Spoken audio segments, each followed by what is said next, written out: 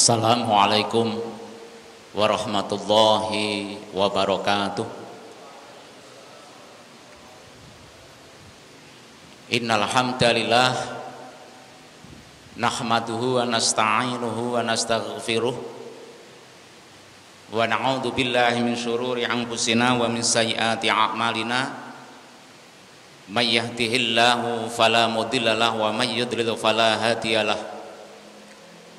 Asyhadu an la ilaha illallah wahdahu la syarikalah wa asyhadu anna Muhammadan abduhu wa rasuluh. Allahumma sholli ala Muhammad wa ala ali Muhammad kama sholaita ala Ibrahim wa ala ali Ibrahim wa barik ala Muhammad wa ala ali Muhammad kama barakta ala Ibrahim wa ala ali Ibrahim innaka Hamidum Majid.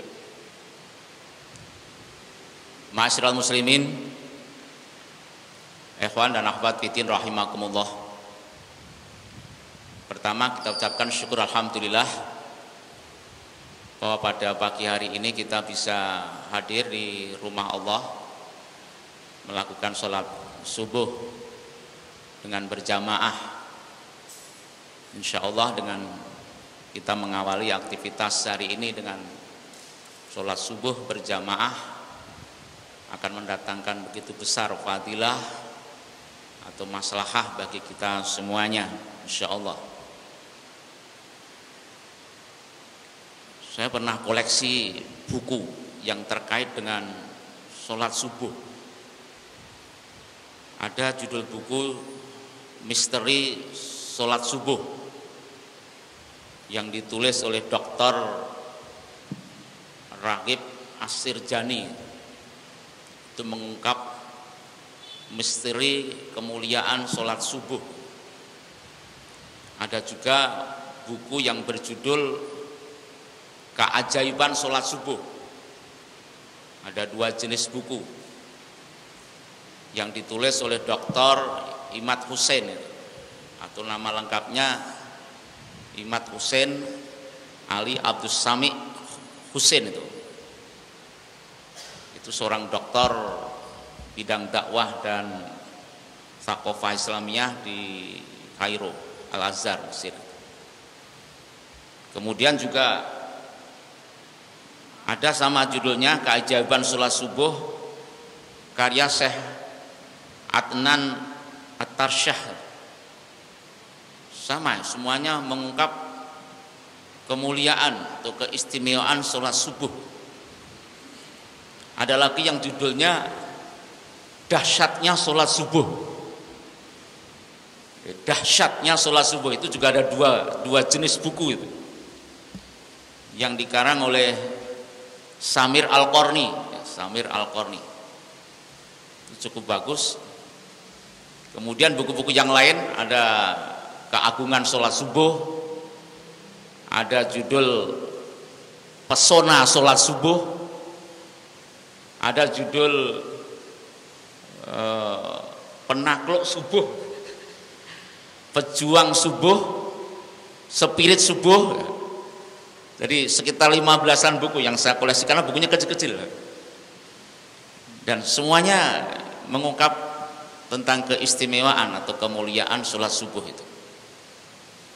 Satu hal yang menarik, hampir semua buku itu dilatar belakangi penulis mengapa menulis buku itu karena ada satu keprihatinan. Mengapa umat Islam banyak meninggalkan sholat subuh dengan berjamaah. Itu fenomena dunia, artinya umat Islam seluruh dunia. Padahal di dalam sholat subuh berjamaah itu terdapat beribu-ribu hikmah dan manfaat gitu. Apalagi di Indonesia ya, di Indonesia ini benar-benar memprihatinkan kondisi masjid ketika waktu subuh. Ada penelitian di Indonesia ini kan jumlah masjidnya ada 1 juta, kurang sedikit, 1 juta kurang sedikit, 900 sekian ribu masjid di Indonesia berdasarkan data di Kementerian Agama. Itu belum musolanya. Kalau plus musola itu sampai 2.500.000-an. Itu jumlah masjid di Indonesia. 1 juta itu banyak. Tapi sayangnya umat Islam yang memakmurkan masjid itu sangat sedikit itu. Ada penelitian hanya 7% dari umat Islam laki-laki dewasa. Laki-laki dewasa yang bisa memakmurkan masjid dengan kriteria 3 kali sholat berjamaah ke masjid sehari. Dari 5 sholat itu 3 kali ke masjid, rata-rata begitu. Itu hanya 7%. Itu jamaah secara keseluruhan, belum tentu subuh. Jadi setiap 100 orang Islam laki-laki dewasa itu hanya ada 7 yang ke masjid rata-rata 3 kali sehari itu. Ini kan sangat memprihatinkan. 100 orang laki-laki dewasa hanya 7 orang. Insya Allah kalau di lingkungan kita mungkin lebih dari itu, lebih dari rata-rata. Tapi ini secara keseluruhan gitu. Saya pernah ngisi pengajian di daerah Cepu, Blora. Karena ngisi akad pagi, saya malamnya tidur di hotel ekonomi. Nah, waktu subuh saya ada ke masjid raya, masjidnya masjid raya, besar itu, masjid besar. Nah, ketika qomat itu, subuh itu, jamaah lumayan banyak, 6 orang plus imam, jadi 5 makmum 1 imam gitu. Padahal masjidnya besar itu, masjid raya. Tapi begitu selesai salam, saya hitung itu ya 20-an, 20-an itu. Nah, ini mungkin yang di bawah rata-rata itu. Berarti ada yang sekitar 100 orang itu 7 orang Islam aktif masjid, tapi ada yang kurang, ada yang lebih gitu. Ini rata-rata, kan sangat memprihatinkan kondisi masjid di Indonesia. Mungkin di Solo Raya ini juga ada masjid yang langka jamaah subuh. Silahkan nanti rekan-rekan mahasiswa survei.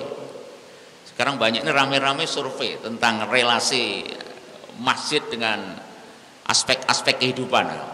Adakah hubungannya jamaah masjid atau sholat berjamaah itu hubungannya dengan misalnya pertumbuhan ekonomi, tentang kondisi politik gitu.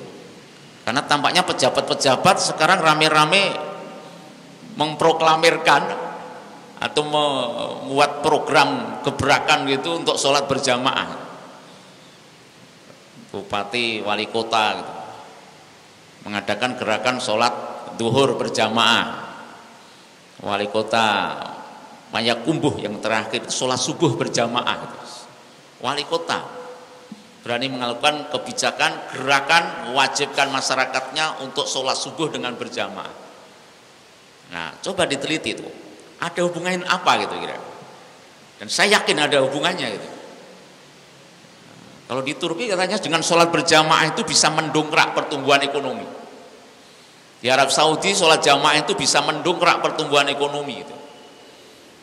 Nah, jadi kalau ingin makmur gitu, maka gerakkan sholat berjamaah.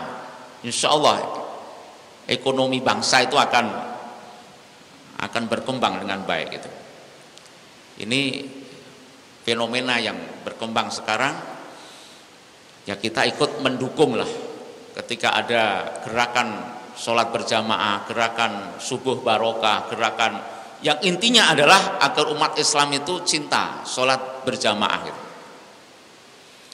Kemudian dari sekian buku itu saya menangkap beberapa kemuliaan tentang sholat subuh berjamaah itu. Yang pertama, ternyata dengan sholat subuh itu bisa memberi ruh, bisa memberikan semangat kita dalam mengarungi kehidupan, dalam beraktivitas, dalam melakukan kegiatan sehari-hari gitu. Saya mengkaitkan dengan surat Rum ayat 17. Allah berfirman, "Fasubhanallahi khina tumsuna wa hina tusbihun. Maka bertasbihlah kamu kepada Allah di waktu petang, dan bertasbihlah kamu pada Allah di waktu subuh. Kita cermati itu. Perintah bertasbih di waktu petang dan bertasbih di waktu subuh. Itu kalau kita perluas terjemahnya begitu kan, perintah itu supaya kita bertasbih di waktu siang maupun bertasbih di waktu malam, atau bertasbihlah dalam memulai aktivitas atau kegiatan, dan bertasbihlah ketika kita mau istirahat gitu. Dengan demikian bertasbih ini siang malam setiap waktu gitu. Apalagi di awal waktu kita mau melakukan satu aktivitas. Hari ini kita mengawali dengan subuh dengan bertasbih. Apa makna tasbih? Tasbih itu mensucikan Allah. Maka ada pengertian kalau kita mensucikan Allah, maka pikiran dan hati kita pun juga ikut bersih, ikut suci gitu. Maka siapa yang bertasbih di waktu subuh, maka pikiran dan hatinya akan jernih, hatinya pun akan bersih itu. Belum lagi kalau kita lihat atau kita analisis tentang fadilah wudhu. Air wudhu itu membuat jernih hati dan pikiran kita mestinya. Apalagi juga dikaitkan dengan penelitian dari seorang dokter Jepang, namanya Dr. Pasarimoto itu ya, yang meneliti air itu ya. Pernah baca itu di internet ya. Beliau mengatakan air itu benda hidup. Benda hidup. Karena apa? Penelitiannya kan dia melakukan eksperimen air dalam satu botol gitu, satu gelas, kemudian disetelkan musik keras, musik rock gitu. Ternyata air itu dilihat dengan alat tertentu, ketika di sampingnya itu ada musik rock gitu, musik yang keras gitu, ternyata air itu menjadi keruh gitu. Dilihat tuh airnya itu menjadi buket, keruh gitu. Tapi ketika diganti musiknya itu dengan alunan doa-doa, tapi agama Shinto ya, dengan doa-doa gitu, air itu dilihat berubah menjadi jernih gitu, mengkristal indah gitu kan. Itu kata Dr. Pasarimoto itu. Nah kesimpulannya ternyata air itu bisa merespon kondisi sekitarnya, lingkungannya. Yang paling menarik dalam kesimpulan, implikasi dari kesimpulannya itu, agama apa yang paling banyak bersentuhan dengan air? Semua agama bersentuhan dengan air. Kristen juga ada itu, baptis itu dipersii air. Hindu, Buddha itu juga ada itu, di upacaranya itu ada air itu, air suci atau apa itu. Tapi belum menyimpulkan bahwa Islamlah agama yang paling banyak bersentuhan dengan air. Mau sholat, wudhu. Kemudian setelah buang air besar, air kecil, kita istinja pakai air gitu. Kalau ada air ya, cawi gitu. Kemudian kita habis berkumpul dengan suami istri gitu, mandi gitu ya, mandi besar gitu, air gitu. Bahkan setelah kita semaput gitu, pingsan atau mungkin nggak sadar diri, kita mandi gitu. Banyak upacara-upacara ritual keislaman itu terkait dengan air. Nah dengan demikian mestinya gitu, orang Islam itu pikiran dan hatinya mesti lebih jernih itu. Yang paling banyak berwudu, paling banyak mandi itu.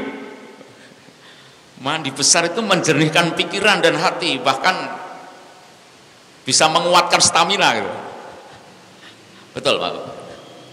Wudu itu bisa menguatkan stamina itu. Ustadz Jais itu pernah mengatakan bahwa tidak ada wudu selain untuk mau sholat, tapi ternyata ada wudu juga yang keperluannya bukan untuk sholat gitu. Wudu itu membersihkan hadas besar, hadas kecil, namun tidak semua wudu. Ada hadis sahih yang mengatakan bahwa setelah mohon maaf, setelah hubungan dengan suami istri itu mau mengulang itu pakai wudu kan? Ya kan? Itu kan tidak mensucikan hadas besar, hadas kecil itu, tapi untuk memulihkan stamina gitu. Berarti air itu bisa membangkitkan semangat gitu. Maka kesimpulannya orang Islam lah yang mestinya itu pertama pikiran dan hatinya harus bersih karena banyak wudu. Kalau hati dan pikirannya itu jernih, maka ekspresi lesannya, ucapannya, ekspresi perbuatannya mesti yang baik-baik gitu. Kalau kita berbuat yang nggak baik itu biasanya itu terekspresi dari pikiran-pikiran kotor, dari hati yang kotor gitu. Jadi kalau kita mengucapkan sesuatu yang tidak baik itu karena hati dan pikiran kita itu juga letak gitu.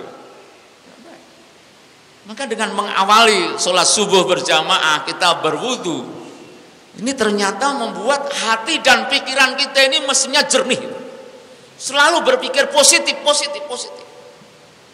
Ya, jangan ada kotoran di hati dan pikiran kita gitu. Ini luar biasa hikmah secara ruhiyahnya hati kita. Kemudian yang kedua juga memberikan semangat gitu. Orang Islam itu mestinya dalam surat Al-Insyirah dikatakan fa idza faraghta fansab wa ila rabbika farghab. Sebelumnya fa inna ma'al usri yusra, inna ma'al usri yusra. Dalam menyikapi aktivitas kegiatan kita sehari-hari itu memang dibutuhkan pikiran dan hati yang kuat gitu. Mentalitas yang kuat gitu.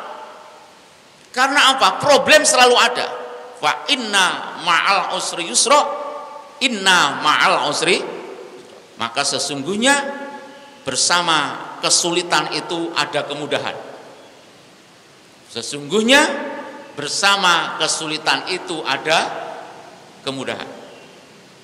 Nah, ini menunjukkan bahwa kehidupan kita ini ada kesulitan, ada kemudahan, ada kesulitan, ada kemudahan. Dalam tafsir diulangnya 2 kali itu menunjukkan tidak ada orang yang dalam hidupnya hanya menghadapi kesulitan terus, nggak ada.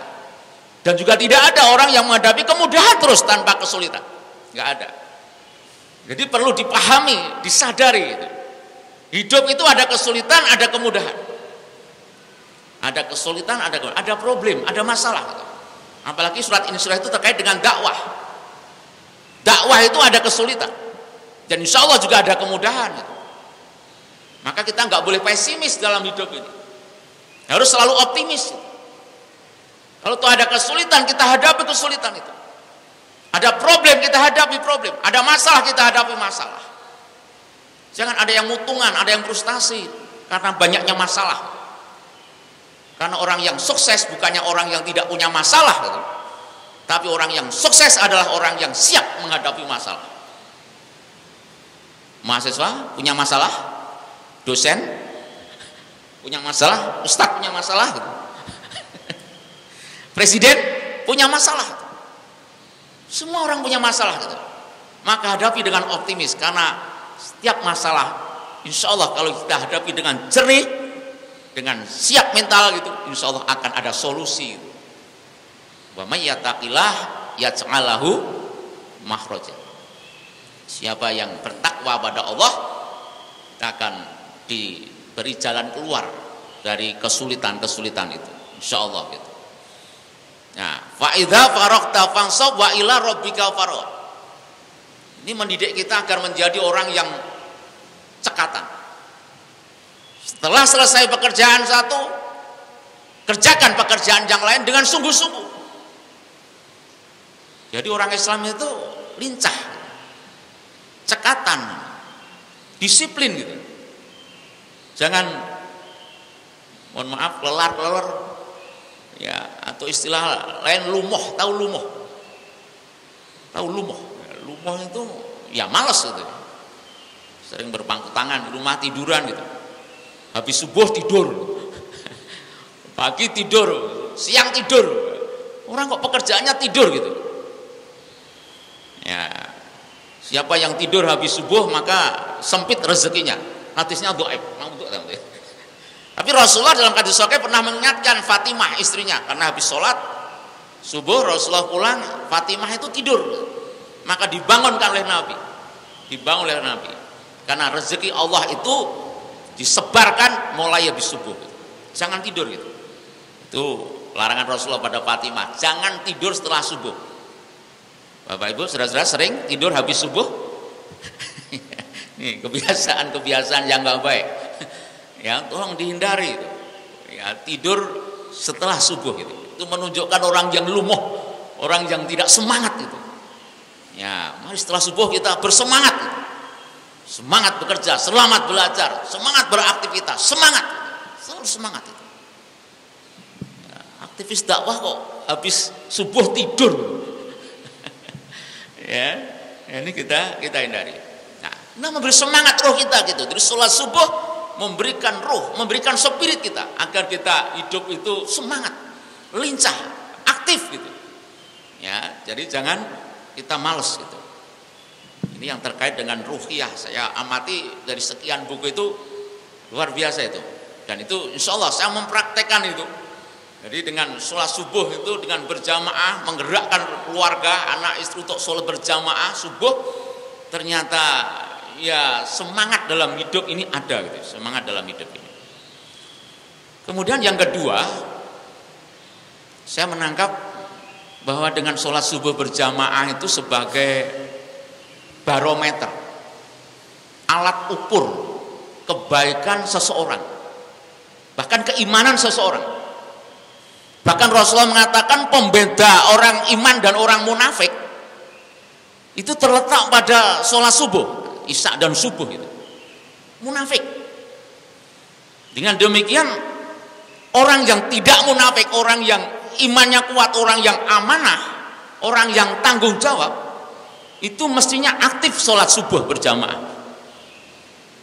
Nah, bahkan dalam buku yang berjudul keagungan sholat subuh itu ada implikasi di belakang itu agak apa ya, menyinggung. Kalau perasaan saya menyinggung, agak nyelekit, tahu nyelekit, agak nyelekit. Begini, jangan dikatakan itu aktivis dakwah kalau jarang melaksanakan sholat subuh berjamaah. Nyelekitnya. Jangan dikatakan itu dai mubalik gitu. Kalau jarang sholat berjamaah subuh. Bahkan dikatakan kalau Anda itu ingin ngundang mubalik ceramah, coba diteliti masjid terdekatnya situ waktu subuh sekali dua kali. Kalau dia di rumah kok nggak ke masjid, tidak layak itu diundang. Kan gitu. Mubalik orang tahu sholat jamaah subuh itu rasa diundang gitu. Tak jelekit. Itu kan bagus. Jadi aktivis dakwah itu bisa dilihat dari ini, karena mana ruhiyah di sini. Mubalik gak layak itu kan gitu. Bahkan saya sering menyampaikan saat mangubagio jamaah haji kepulangan haji itu saya dimarahi orang itu. Saya cuma juga mengangkat itu, kemudian saya membuat kriteria haji mabrur gitu. Udahlah, nggak usah jauh-jauh, haji mabrur itu nanti dilihat saat sholat subuh. Kalau dia sholat subuhnya aktif, insya Allah mabrur gitu. Tapi kalau pulang haji kok kemeselen, tidak ke masjid, punya sholat subuh nggak ke masjid, jangan dikatakan mabrur gitu. Ternyata banyak yang kebakaran jenggot itu. Artinya haji-haji yang sudah haji itu ya. Haji-haji itu dok marah itu. Kayaknya banyak haji yang tidak sholat subuh berjamaah. Ya, karena saya menyampaikan di gedung dakwah Muhammadiyah Boyolali itu. Di Masjid Boyolali, gedung dakwah itu sepi Pak, waktu subuh itu paling-paling hanya 5 orang juga. Padahal lingkungannya hajinya luar biasa banyaknya. Alasannya mau nyabrang jalan ramai dan sebagainya. Padahal kalau hari begini di papan pengumuman itu ya tertulis yang mau berkorban, ya, yang mau menyembelih korban itu ada sekitar 70-an orang. Dari yang berkorban itu 70 orang, tapi kalau jamaah, sholat berjamaah itu sepi. Ya, katanya tadi itu karena nyabrang jalan dan sebagainya. Nah, ini jadi ukuran barometer gitu. Orang itu dikatakan baik atau tidak, dilihat saja itu. Bagaimana tentang pengamalan sholat subuh berjamaahnya ini? Bahkan ibu-ibu, mbak-mbak ya, mbak-mbak kalau mau cari jodoh laki-laki gitu, untuk deteksi awal laki-laki ini baik atau tidak, teliti saja sholat subuhnya gimana gitu. Kalau sholat subuhnya bagus berjamaah, insya Allah terhindar dari penyakit nifak. Dia seorang yang jujur gitu, orang yang baik insya Allah gitu. Bisa dilihat dari sholat subuhnya berjamaah. Bisa nggak kira-kira saudara-saudara ini bisa nggak menjamin kejujuran dengan kita melaksanakan sholat subuh itu dengan berjamaah? Insya Allah gitu. Jawabannya insya Allah, kita semangat, insya Allah kita jadi orang yang baik dengan kita sholat subuh berjamaah gitu. Bahkan mohon maaf, kalau kita mau milih seorang teman, memilih seorang pemimpin ya, ya nggak usah jauh-jauh. Gimana sholat subuhnya berjamaah? Enggak. Ketika muktamar di Aceh itu agak kesulitan mau memilih ketua PP Muhammadiyah, itu ada tokoh yang mengusulkan itu. Ya, siapa di antara calon-calon itu yang sholat malamnya aktif dan siapa yang sholat subuhnya berjamaah aktif, sudah itu layak jadi ketua PP. Layak jadi ketua PP. Tapi kalau nggak aktif sholat berjamaah, tidak aktif sholat malam, ya jangan dipilih jadi ketua PP gitu. Ketika di Aceh ada wacana seperti itu, pimpinan ya mosok nggak pernah sholat jamaah gitu. Nah, ketika saya menyampaikan pengajian di Musda Klaten itu tema musdanya kan kembali ke masjid menuju Klaten yang berkemajuan. Itu agak aneh dewe itu. Jadi kembali ke masjid menuju Klaten yang berkemajuan. Ya, otomatis saya dalam menyampaikan pengajian musda itu saya menyinggung soal masjid. Saya menduga-duga maksud panitia mengapa mengangkat tema ini, harapannya pimpinan daerah yang terpilih itu orang-orang yang aktif ke masjid gitu. Maka saya pesan calon-calon yang tidak aktif ke masjid jangan dipilih. Saya bilang gitu. Ternyata saya turun ada yang marah, Pak. Ya, berarti ada calon-calon yang memang tidak aktif ke masjid gitu. Ya, tidak aktif ke masjid itu. Ya coba apa salah saya bilang begitu? Dan seandainya saya mengatakan ukuran gitu ya, kriteria yang layak jadi pimpinan di Muhammadiyah itu orang yang aktif sholat jamaah subuh, sholat jamaahnya, itu apa berlebihan? Saya kira kan enggak itu. Dan sudah seharusnya pimpinan sampai ke tingkat ranting lah. Ya, atau mungkin di pimpinan-pimpinan persyarikatan di Ortom lah. Itu mestinya kriteria sholat ini jadi ukuran gitu loh. Masa rektor sholatnya raiso, dekan sholatnya rapener gitu, nggak pernah ke masjid gitu. Ini kan ini kan sangat ironis gitu loh. Kalau pimpinan di persyarikatan itu dalam hal-hal yang sederhana, ini bukan sederhana ya, sholat jamaah subuh itu bukan hal yang sederhana, tapi ini luar biasa. Maka saya mendukung kegiatan sholat subuh berjamaah di kampus ini. Mari kita dakwahkan itu, ya kita dakwahkan. Ya, mungkin ini banyak yang tidak hadir karena mungkin sudah menjelang libur, mungkin sudah ada pulang kampung ya, pulang kampung itu karena menjelang hari raya, ya itu mudah-mudahan seperti itu. Karena informasi Pak Anif yang datang subuh ini ribuan katanya, ini saya hitung 1000 kurang, ya 1000 kurang gitu, nggak jadi masalah gitu. Jadi itulah saya ungkap lagi hikmahnya sholat subuh berjamaah seperti itu. Bisa jadi tolok ukur kebaikan individu seseorang. Juga bisa menjadi ukuran kebaikan keluarga seseorang. Dilihat dari sholat subuhnya. Keluarga yang baik ketika subuh itu semua sudah bangun itu. Bahkan jauh sebelum subuh sudah dibangunkan untuk sholat malam. Ini keluarga yang baik. Dan insya Allah konflik keluarga bisa dihindari dengan mengkondisikan sholat subuh dengan berjamaah.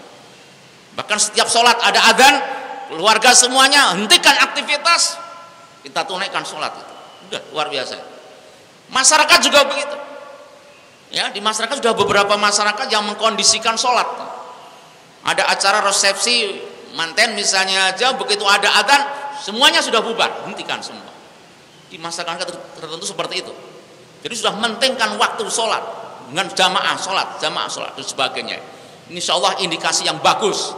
Kalau Indonesia nanti kayak Turki misalnya aja sudah mengkondisikan sholat berjamaah, ya khususnya sholat subuh ini digerakkan gitu, insya Allah aspek-aspek yang lain itu bisa terdukung, bisa berkembang dengan baik, bisa maju insya Allah. Saya kira ini saja yang saya sampaikan ya, karena waktu nanti jam 6 harus semua sudah keluar katanya begitu, jangan lebih dari setengah 6. Mudah-mudahan apa yang saya sampaikan ini ya memperkuat ya, program kita untuk melakukan gerakan sholat subuh berjamaah, walaupun yang di kampus ini baru 1 minggu sekali, tapi bukan berarti sholat subuhnya berjamaah seminggu sekali. Ya, saya yakin di masjid dan musola ini hanya sebagai simbol ya, sebagai penguat kita gitu. Kita nanti kemudian bergerak di semua masjid, hendaknya diadakan satu gerakan sholat subuh berjamaah, dimulai dari sholat subuh dulu, nanti semua sholat wajib itu kita gerakkan dengan berjamaah di daerah kita masing-masing insya Allah. Saya kira ini Ustaz Samsul, mohon maaf kalau ada kekurangannya yang saya sampaikan sekilas mengungkap kembali tentang keajaiban keistimewaan sholat subuh dengan berjamaah ini. Mudah-mudahan memberikan semangat bagi kita, spirit bagi kita untuk beraktivitas lebih jernih, dan insya Allah tetap kita berakhir dengan wa ila rabbika farghab. Ya, hanya kepada Allah lah kita berrojak, kita berharap ya, kita berharap. Dan itulah keyakinan yang paling asasi. Jadi jangan lepas dari kekuasaan Allah. Apapun kegiatan kita, jangan lepas dari keyakinan kita pada kekuasaan Allah Subhanahu wa taala. Sekian, nasrun minallah wa fatun qarib wa basyiril mukminin. Assalamualaikum warahmatullahi wabarakatuh.